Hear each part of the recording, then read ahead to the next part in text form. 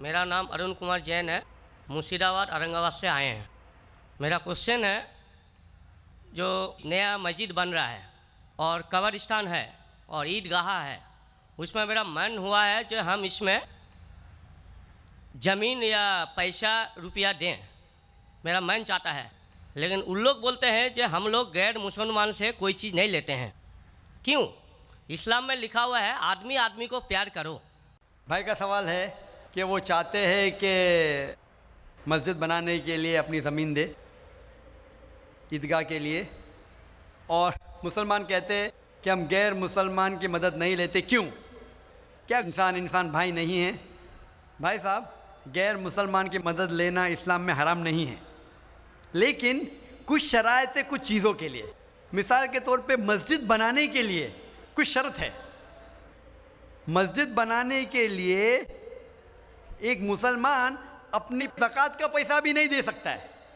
ज़कात एक मुसलमान के लिए फ़र्ज़ है कि वो 2.5% अपनी बचत का, हर कमरी साल वो 2.5% अपनी बचत का जो निसाब के ऊपर है, 85 ग्राम सोने के ऊपर है, उसे ज़कात देना चाहिए। और ज़कात के कई शराइत है कि फ़ुक़ारा को देना चाहिए, गरीब को देना चाहिए, मसाकिन को, मोहल्ला और फुतुल क़ुलूब, गारिमून जो कर्जदार है वगैरह वगैरह, इब्ने सबील। लेकिन इसके अंदर ये मुसलमान अपनी ज़कात का पैसा मस्जिद के लिए दे सकता है, क्योंकि मस्जिद एक मुसलमान का फ़र्ज़ है कि वो अपने पैसे से बनाए, और ज़कात का पैसा भी इसमें इस्तेमाल नहीं हो सकता है, अपने बाकी पैसे से बनाए। ज़कात का पैसा की कैटेगरी लिखी गई है सूरह तौबा में, सूरा नंबर 9 आयत नंबर 60 में, कि ये 8 कैटेगरी को आप ज़कात का पैसा दे सकते हैं, मस्जिद बनाने के लिए नहीं।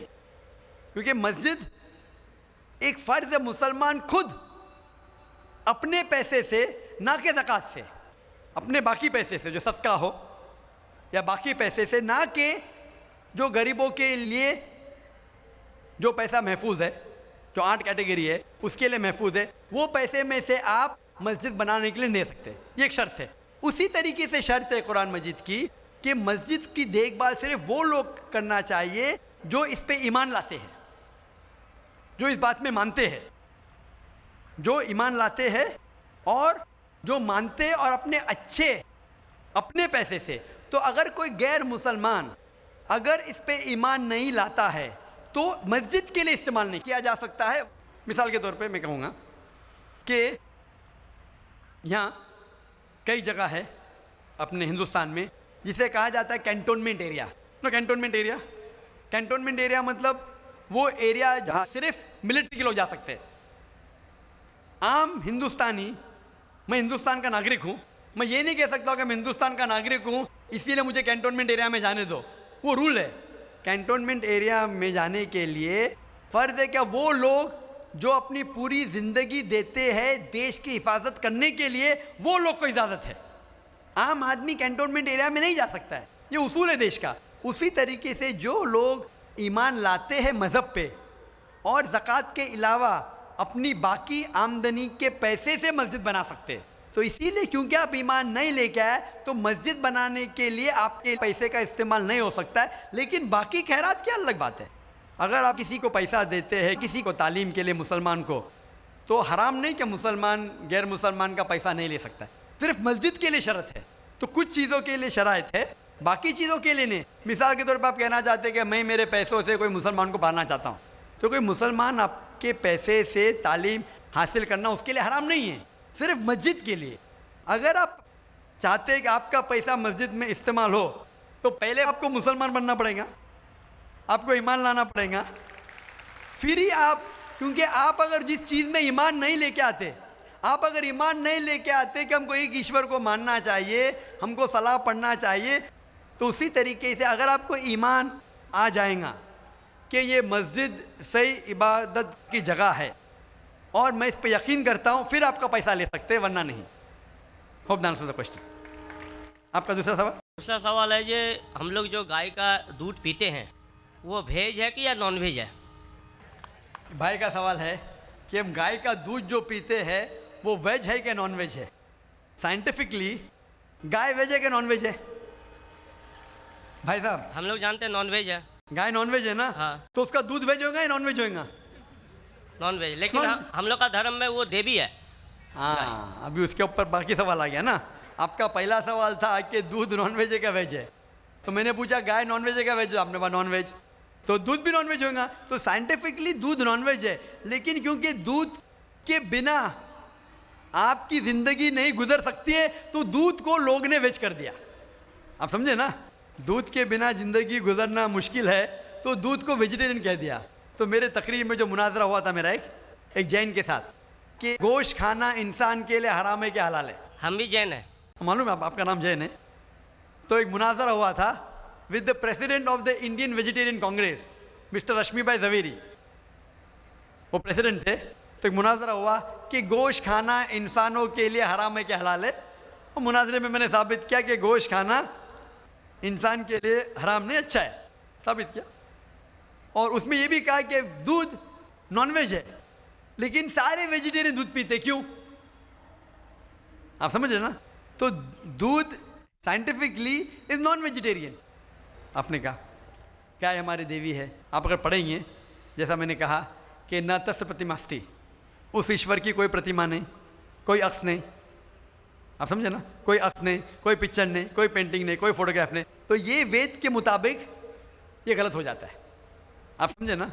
लेकिन फिर भी मैं जानता हूं कि कई किताबों में, क्योंकि हिंदू किताबें दो किस्म की है, श्रुति और स्मृति। श्रुति वो किताब जो भगवान की तरफ से आए, वेद और उपनिषद। स्मृति वो किताब जो इंसानों ने लिखी है। तो श्रुति होती जो ईश्वर की तरफ से है, और एक होती है स्मृति जो इंसानों ने लिखी है। तो मैं जानता हूं कि कई हिंदू मजहबी किताबों में, खुसूसन स्मृति में, ऐसी चीज़ें लिखी है जो श्रुति के खिलाफ है।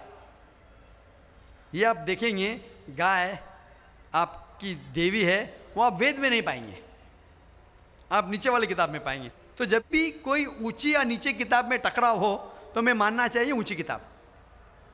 कुरान इस्लाम की सबसे ऊंची किताब है। कुरान से कोई भी किताब टकराई तो हमें कुरान में मानना चाहिए, उस किताब में नहीं। आप समझे ना। तो इसी तरीके से अगर आप वेद में पढ़ेंगे, वेद में लिखा है कि खुदा का कोई अक्स नहीं, तो अगर वो मानेंगे तो हमें मानना पड़ेगा कि खुदा का कोई रूप नहीं।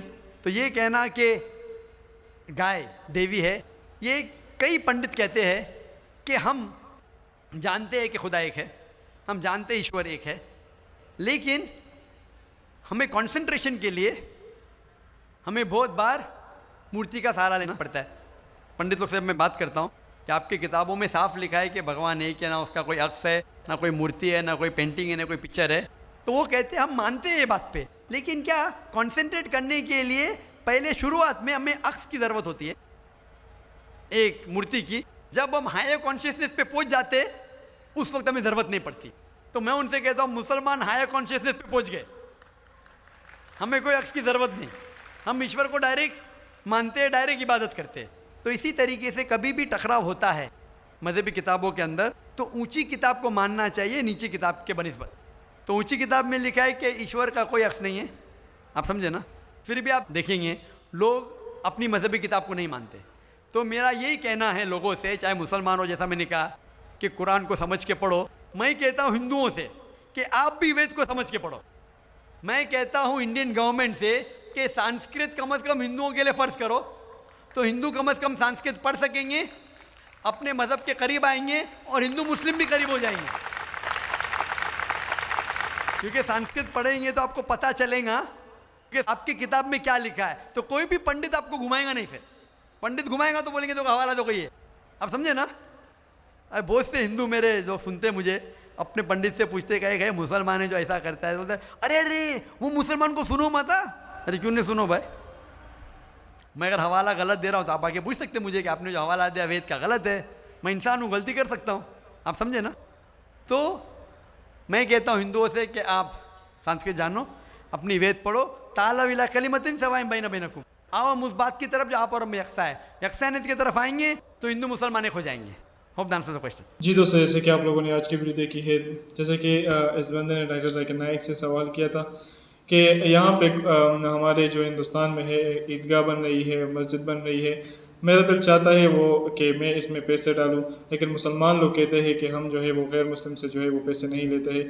तो जैसे कि डॉक्टर जाकिर नाइक ने कहा कि इसमें बहुत ज़्यादा शराइत है कि कोई जो है गैर मुस्लिम जो है वो मस्जिद के लिए या ईदगाह के लिए पैसे दे।